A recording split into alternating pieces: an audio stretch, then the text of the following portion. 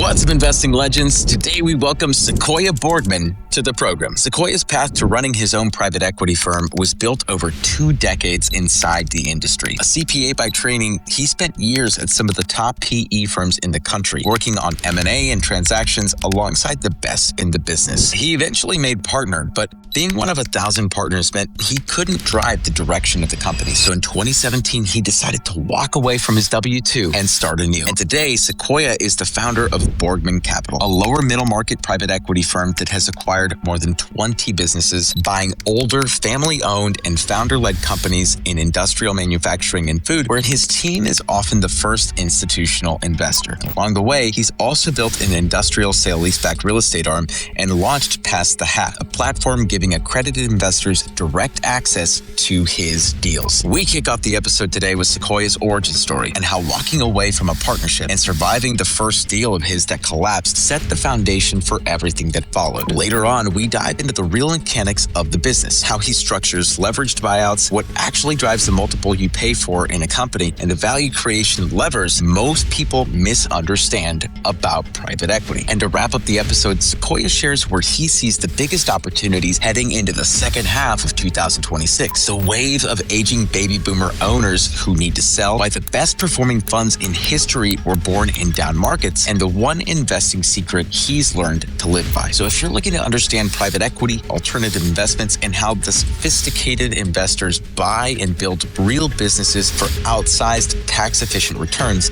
this episode delivers a rare practical look from someone who's been actively sourcing, structuring, and closing deals at the highest level for nearly a decade. So without further ado, everyone, let's welcome to the show, Sequoya Borgman. Welcome to the Investing Secrets Podcast. Sequoya, welcome to the vault. Yeah, thanks for having me. Yeah, man, I'm excited to chat a little bit and learn more about your PE strategy that you've been deploying now since 2017. Is that correct? You've been working on this for about a decade now. Yeah, we've been investing for, like you said, almost a decade at this point. That's incredible. And before that, you were at a couple of different accounting firms. Talk to me about the aha moment where you're like, you know what, I think I'm going to branch off and start doing my own deals. Yeah, I started out at some of the big PE firms. I'm a CPA by training, which was great training. Worked on a lot of transactions, M&A, and with a lot of the best private equity firms out there. And after doing that for about 2 decades, decided I wanted to do something a little bit more entrepreneurial. I was a partner at that point, but being a partner at a big firm, you still have 1,000 other partners. So you're not able to drive the direction. So was just looking to do something, like I said, on my own, and left and launched the firm 2017 and haven't looked back since. I wish I'd done it earlier in my career. What was the first deal that you saw kind of coming into this new venture where you're like, wow, this could be a big one for us? Like, what was that first deal? And talk to me about that. Yeah, the first deal, actually. So I worked on any entrepreneur to start something new. They think about it for years before they actually pull the trigger. So I had everything lined up, and I'd been looking for the first acquisition for a couple of years.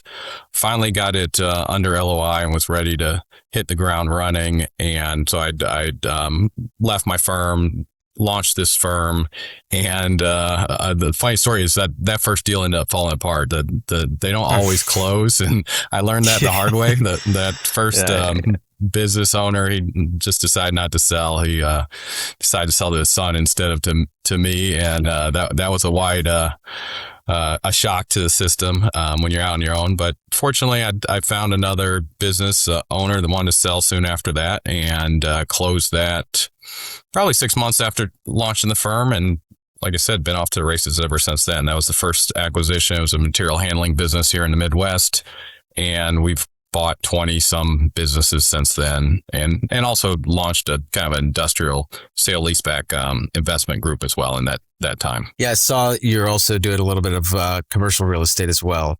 So I would love to chat about that too. Coming back to that though, so the first deals that you did then, Sequoya, were these all self-funded? Were you raising money for them? The first deals were raising money, but it was really one of those, we call it pass the hat now, but my friends and people I knew through the industry, I had a lot of connections just working in private equity industry for a long time. So that helped. But the first deal we funded it, I think there was 26 LPs in that deal. And we did have one anchor investor that wrote the largest check, but really talked to my network and lined up the money for that. And then since then, we've kind of all our deals, we put together a special purpose entity to acquire the company. We do it on a deal by deal basis, and we have different groups of LPs. We've got over 500 LPs at this point that have invested with us over the last 10 years. So are these all the same type of business, or are you investing across a variety of different business types? We focus on the lower end of the middle market, primarily family businesses or founder-led businesses. We're the first institutional investor in that business. And mainly the industries are kind of older, industrial, manufacturing, food businesses, those types of kind of value investments. We don't invest in technology or healthcare or any of the fast-growing businesses. We're kind of older industry, second, third generation businesses where they just don't have a successor. That's really our focus. Got it. Okay. This sounds reminiscent of, and I'm sure that you've heard like the Cody Sanchez thing where you just buy these, small mom and pop businesses. But it seems to me like based off of your target size, like 100 to 200 million in revenue, about 20 million or under in EBITDA. So sounds like maybe a little bit larger than like just a mom and pop laundromat, right? Yeah. They're no longer mom and pops by the time we invest. I mean, some of the businesses have been around 70, 100 years. They've grown pretty sizable, but a lot of these nice, stable businesses that get through the cycles, they've grown to good size by the time the family generation that doesn't really want to run the business or maybe isn't capable to run that business. That's when we get involved, when the founder or the owner wants some type of liquidity event. But we're not investing in small businesses. There's a lot of risk around those smaller businesses, and most of those businesses are bought by individuals or search funds or somebody that's using SBA financing or something like that. We're kind of above those businesses, but really below the true middle market, those 200 million plus size businesses. Speaking of SBA financing, so I'm assuming you're not getting SBA for these deals, right? So how are you typically leveraging or financing? I'm assuming it's not 100% equity, right? There's some debt on it as well. Yeah, I mean, it's called leverage buyouts for a reason. A lot of the return comes from using leverage. It's like buying stocks with a margin account. You really boost your return if you're able to. But we use primarily regional banks, sometimes national banks to finance the senior leverage, and then we'll do a strip of mezz or subordinated debt or seller note, and the rest is equity. That's the typical structure. Sometimes there's an earnout in the structure, but I'd say maybe half the purchase price is senior debt, and the other half is some form of equity or subordinated debt. How do you suppose that how did you develop the skill set necessary to be able to take a variety of different businesses across different sectors and put in the right management team? I mean, this seems like a very sophisticated type of skill set, and I'm just wondering like how one develops that. Yeah, well, like I said, my background is finance, accounting, so I'm a numbers guy. I'm more focused on the cash flow of the business, but I've got a team under me. We've got 15 people. We've got 5 offices around the country, and we bring in the right necessary resources for each company, each industry. We'll bring in a kind of outside board of industry experts that really know that industry or that business inside and out. And they'll add a lot of guidance. And then we'll bring in either consultants or operating partners as needed if there's certain things, certain value creation things that we need to do for that particular business. So there's no one person, nobody in private equity knows everything about every company that they invest in. They just need to find the right resources and bring them to bear when you invest in that business. When you are evaluating a business, what are the key ingredients that are required? Like when you look at something, you're like, these are the things that we need to see in order to be confident that this is going to be a success for us. Yeah, I mean, every business, especially the smaller, lower middle market businesses, is all about the people. So you want to invest with people, management teams that you trust, management teams that are aligned with your interest. We set aside a chunk of the equity for the management teams to earn. So if they do well for our investment, they do really well for themselves personally. So it kind of aligns their interests, our interests, and the investors, LPs' interests. But that's the main thing. You don't want to invest in with people where you're not aligned, you're not seeing eye to eye on kind of the vision for the business, or you just don't trust the individuals to do the right thing for that business. You had mentioned family owned or like family run businesses. And I find this very like interesting because I have actually been a customer of a couple different companies who have been acquired, who were family run. And then a PE firm came in, and as a customer, normally my experience was negative, right? Like with the changing of the guard. So how do you, because obviously like every situation is different. So how do you kind of mitigate or control for, making sure that the customer experience stays unperturbed, right? Or that it improves? Yeah, I mean, usually those aren't the best investments. If the customers or the employees have a negative experience, that's not what normal private equity wants.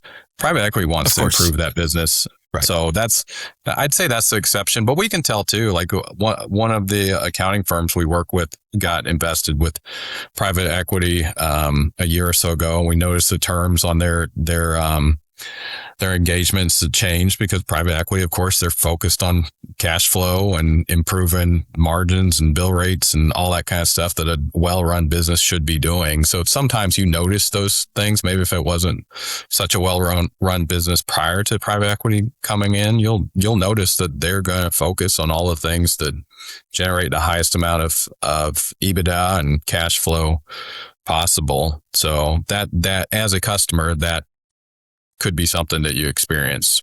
And they also do a lot of things that family businesses really don't want to do. They do customer rationalization, SKU rationalization, supplier rationalization, and maybe they do cull some of their customers that aren't strategic or aren't profitable. And that customer in particular probably has a bad experience through that. Sure. But maybe that is the right thing for that business. I mean, the businesses are there to generate a profit, and a lot of family businesses don't run them that way. They run them as a family or a lifestyle business or just to pay their employees, where private equity, they're 100% focused on getting the highest return possible for their investors. And that's really our fiduciary duty, is to do what's in the best interest of our investors. And sometimes that entails making tough decisions that impact employees or customers. So, I mean, there's two ways to increase value, right? There's increase revenue or increase or decrease expenses, right? So I guess when you look at a typical company that you're going to be acquiring, what are the three most common levers that you can pull on to like increase revenue or decrease expenses? Yeah, I mean, those are the easy. There's a lot of levers that you can do to really get a nice return in private equity. I mean, number one is just the company pays down the debt over a period of time. So if you buy a company with 50% debt, 50% equity, you pay that debt down over 5 years, you've doubled your equity. So that's a 2-time return just from doing that. You don't have to grow the revenue or cut costs in order to get a nice return. You just need to maintain that cash flow. or you can improve productivity, improve margins. There's a lot of things you can do without actually cutting costs out of that business. So I think it's a misnomer that people think private equity invests in the business and they just let everybody go and slash costs and stuff like that. I mean, most private equity really want to grow the business and put more capital in that business, reinvest in that business, and really get it to the next level. So a lot of times that entails adding costs. Like usually when we invest in a business, we have to improve their benefits, improve pay. A lot of that type of stuff actually costs us money. And when you invest in people, then that's how the businesses start to grow, is people see that you care about them and you set aside some of the equity so that they're owners in those businesses. And those are the best investments. I think the levers of cutting costs is probably the lever that's pulled the least. But professionalizing business, getting new systems in place, new ERP system, documenting a lot of their processes and procedures, all of that reduces the risk in that business and increases the value. So you can increase the value of that business from a multiple standpoint without cutting costs or sometimes growing revenue. Growing revenue is hard, especially if it's in a competitive space. You can still make a good investment in a business without growing it. I mean, I imagine, and you mentioned accounting. I actually have a buddy who does something similar with accounting firms. And one of the, I guess, like the biggest opportunities that he saw was just modernizing the back end and the operating system, like a lot of these firms. So I imagine that that's a big lever that you could pull, right? I would assume that a lot of these businesses have maybe like 20-year, like 30-year technology gaps, or, just like efficiency gaps where there are so many, especially now with AI, right? Like there's just a lot of things that you could probably do to increase the efficiency of the business, right? Without necessarily increasing costs, right? Or anything, just making it more efficient. Is that what I'm hearing then is one of the biggest opportunities is just modernizing? Especially with family businesses or lifestyle businesses, it's a risk to invest. I mean, half of ERP implementations don't go so well. So a lot of times they'll put that off as long as possible. So if we invest in those types of things, new equipment, automation, AI, there's a lot of time spent in trying to automate processes through AI these days. So that simplifies the business. It frees up more extra time for the employees to spend on more value creation activities and really help grow the business. So let's talk about the investors that you work with, and when someone approaches you, who is usually like a good fit for working with Sequoia? Yeah, I mean, you and I have access to alternative investments just because we're in the industry. We know a lot of people, but the majority of individuals out there, they don't have access to these types of alternatives, direct investments into private companies or direct investments into real estate. So that's our best investors, are very successful business owners, usually people that have made a lot of their net worth owning a business. They understand investing in businesses and how you can get such a nice return from investing in these nice established businesses. So people that understand what they're getting into, people that understand it's a illiquid, longer term investment. I mean, all our investors have to be accredited investors, of course.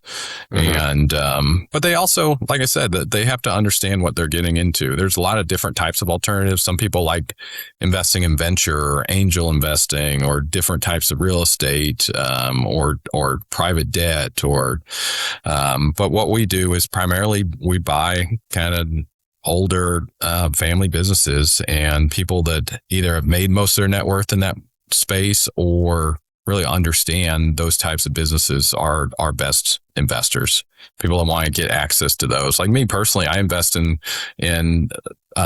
businesses on the side outside of our firm just because that's where I enjoy investing. I understand it. I understand the risks and the time frame associated with it. So those are types of people that invest with us. Yeah, and I find it interesting that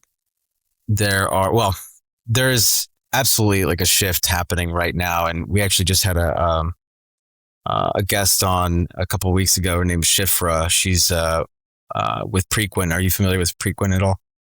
Yep. Yeah. So she's the data queen over at Preqin, and we chatted for a while, and really think it's interesting how over the last couple of, call it like maybe like the last 10 years or so, we've seen this shift towards alternatives, PE being the biggest slice of the alternative bucket. So what are the things that because when someone thinks like PE, well, you could loop it into public equities because at the end of the day, you're investing in companies, right? You're either investing in stocks, companies, PE companies, totally different strategies, by the way. But why do you think it is, Sequoia, that there are so many people that are starting to become interested, and not just interested, but actually investing their money into these types of investments? I think historically it's been hard to get access to these types of investments unless you were investing through a large fund, and you need a significant net worth in order to get access to those. It's becoming more easier to invest directly in these things. Now there's platforms like our Pass the Hat platform and other platforms out there. People are getting access to these nice investments, but historically you had to be a private equity firm or know somebody to get access to it. And and the returns have been good the last 2 decades, and people are kind of, and again, it's unlike private equity, these are all leveraged deals. So you get, or unlike public equities, that leverage really gives you a big boost in your IRR. I mean, it's the risk too. I mean, if you put too much leverage on these deals, bank gets paid first, I always say, but it also really boosts and the company's the one generating the cash and paying that debt down. It's not like if you had to go out and borrow money to buy a public stock. I mean, you have to personally pay that loan down. So it's a little different structure, but I mean, those who have invested in it see the upside and see the benefits and kind of understand the risks. You mentioned Pass the Hat. I want to talk about that. What is Pass the Hat? That's our platform for new accredited investors to get access to our deals. We launched that about 2 years ago. Once our investor group was growing so much that we couldn't really manage it personally on a one-on-one basis. So we hired a third-party asset class as kind of the back office platform to manage this onboarding process for us. So we put all our real estate, private debt, and private equity investments on that platform. So people can go out there, and if they're accredited investors, that's the number one thing. And we have a third party that does the verifications that they're accredited. If they are, then they can get access to these deals and they can look at them. And if they're not interested in one, they pass on that one, and but then they'll see the next one, and that's kind of how it's set up. And Pass the Hat was an investment banker I knew when I first launched 10 years ago. Asked me, he said, how are you going to raise the money for these? What are you going to do? Pass the hat? And I always thought he was saying it as a negative, but as time went by, that's kind of what you do. You pass the hat around to and really, I mean, the majority of our investors are large, sophisticated family offices and some smaller institutional. But as it's grown to more business owners, multifamily offices, ultra high net worth individuals, and now we've opened it up really to any accredited investor that wants access to these. It's been a nice source of capital for our investments. I love that. And in terms of the family offices that you just mentioned, are you finding the majority of those to be domestic, or are you also raising from international family offices as well?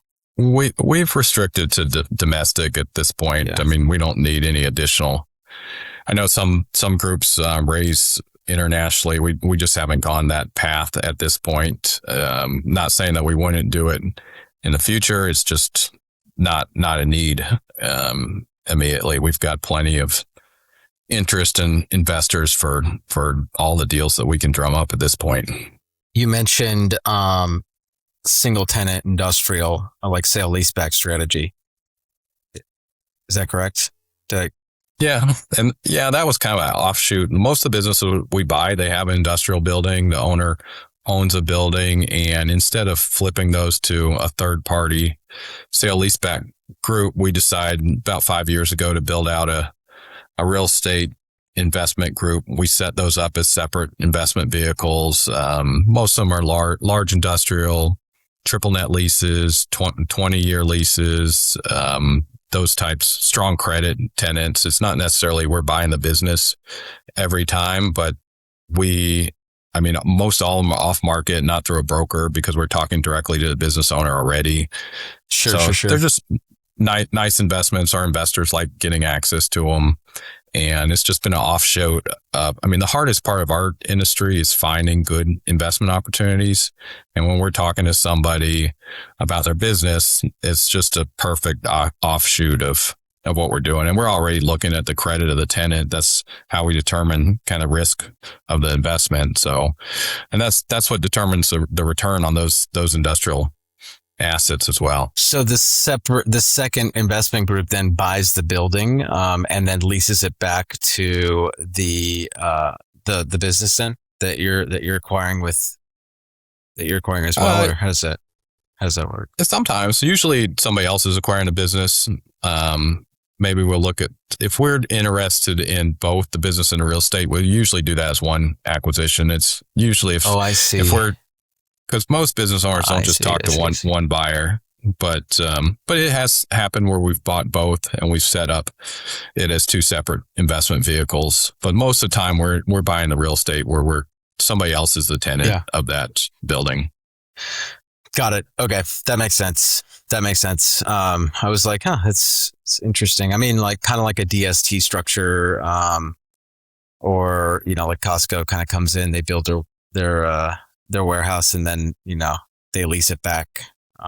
They sell it and then lease it back. So interesting. Okay, well, we're coming up on time here, Sequoia. This has been very educational for me, and it's always great to talk to people in different fields and learn a little bit more about how you size deals up and how you kind of like view them. I guess one question for you that you mentioned or that you kind of glossed over, but I want to dig into a little bit more is finding deals is the hardest part of this, right? Or one of the hardest parts of this. How are you typically sourcing your deals? Do you have like your own proprietary like outreach systems? Are you relying a lot on business brokers? Walk me through that. Yeah, we use all the methods. We probably look at about 1,500 deals a year to buy 3 or 4 companies. So there's a lot to go through. And that's why we have people in the offices all around the country. Really, our best opportunities are when we're introduced either through one of our investors, that happens a lot, or through a local relationship. They'll introduce us directly to somebody that's wanting to sell their business, usually somebody getting up there in age or just getting burnt out or wants to sell. We go in, we meet with them, build a relationship. Sometimes it takes a couple years before we actually close on that business once we're introduced. And that's really our strategy, is have people sit in other kind of middle market cities where relationships still matter. You can get introduced to business owners, and those have been the best investment opportunities we've run across. We try and avoid the competitive auction processes or the sophisticated investment bank processes and go after more of the stuff where we can build a direct relationship with the owner. We still have to pay a fair price, but it's still nice to kind of cut out the middleman and go direct. Yeah, makes sense. It's always better, right? It's always better. Yeah, it's no different than on the real estate. I mean, a lot of our returns on our real estate is because we're not paying a broker fee in there. So, I mean, you're saving that just on the front end, and it really gooses your cap rate and your return in the long term. Yeah. Where do you see the the trajectory of this business going? Like in terms of LBOs, like where do you see like the biggest opportunities here for you and for your investors, like over the next, call it 24 months? Fortunately for us, there's a lot of family businesses and founder-led businesses out there. A lot of aging baby boomers that need to sell. I was just listening to stats that 20 years ago, only like 4% of businesses were owned by private equity, and now it's close to 20% 20 years later. And I think that trend's going to continue to rise. Less and less companies are going public, and a lot more companies are selling to private equity. So I think it's a good space to be in. And hopefully some of this economic uncertainty settles down so we can get back to some better financing and a little bit more certainty around kind of future cash flows of these businesses. Well, now you got me curious. When you say better financing, I mean, I'm assuming you just like right now, because of the rates where they're at, like that, I'm assuming is impacting your rates too, right? It's not just real estate interest rates; it's just interest rates in general. So, is that what you mean? Yeah, I mean the interest rates have an impact on our returns. Not as much; it doesn't correlate as much as it does on our real estate investments. And those, of course, is direct. But on the companies, it's more the leverage. Like banks aren't as willing to say if they would put 4 turns of leverage on 2 years ago, now they'll only do 3 turns. And that's either you have to pay 1 turn less for the business or you're going to get a lower IRR on that investment. So that's having more of an impact than really the direct rates. Because still, historically, we're still paying pretty low rates if you look at a historical basis. So that's less of an interest. It's more the uncertainty every time there's a new tariff or some type of war going on. The banks are less willing to lend, and sellers are less willing to sell in kind of a down market as well. Yeah, I mean, everyone freezes when there's any type of uncertainty, right? Or I mean, it's classic. Now, I think what is important though is to remember that, like, and I'm not saying to you, I'm just saying to the audience that we've danced this dance before. This is not like a new thing. History repeats itself over and over and over again. And while there are people that kind of sit on the sidelines or choose to like press pause while things kind of work themselves out, I would surmise, because this is definitely true in real estate, that some of the best deals happen during these times. Yeah, I couldn't agree more. We're buying 2 companies right now, and I've got a couple more in the works. And if you look at the best performing funds over the last 2 decades, they were all funds that were formed in 2008 because they were buying companies at the bottom of the market. And timing has a lot to do with your returns, both in real estate and private equity. Yeah. Well, on that note, Sequoia, it's been awesome having you here, man. Before we let you go, though, you mind if people want to learn more about how to invest with Borgman Capital, how can they go about finding out more? Yeah, they can reach out to us through the website, passthehat.com. They can reach out to me on LinkedIn, or we've got borgmancapital.com as well. That's more for business owners wanting to sell their businesses. But any one of those avenues, they can reach me through. Awesome. And all those links will be in the show notes and in the description down below. Sequoia, before I let you go, in traditional Investing Secrets podcast fashion, you've got to leave the audience with one final investing secret. Take it away. Oh, there's not many secrets. The secret is there. Anything that's too good to be true is probably not something you want to invest in. I'll say that's the secret. If it sounds too good, if you see anything with the return projections are too high, I'd just walk away. That's the secret I've learned. Yeah, man. No, I could not agree more. I actually just had this conversation with someone yesterday. He was like trying to tell me about this special like program, and I told him, I was like, bro, like that is way too good to be true. Like there's like run from that hedge fund that says that they have all this money, because I guarantee you it's not real. Right, exactly. That's great advice. Yeah. Cool, man. Thanks for stopping by, Sequoia, and best of luck to you. And who knows, maybe we'll do a part 2 at some point in the future. It was great having you on, man. Learned a lot. Sounds good. Thanks for having me.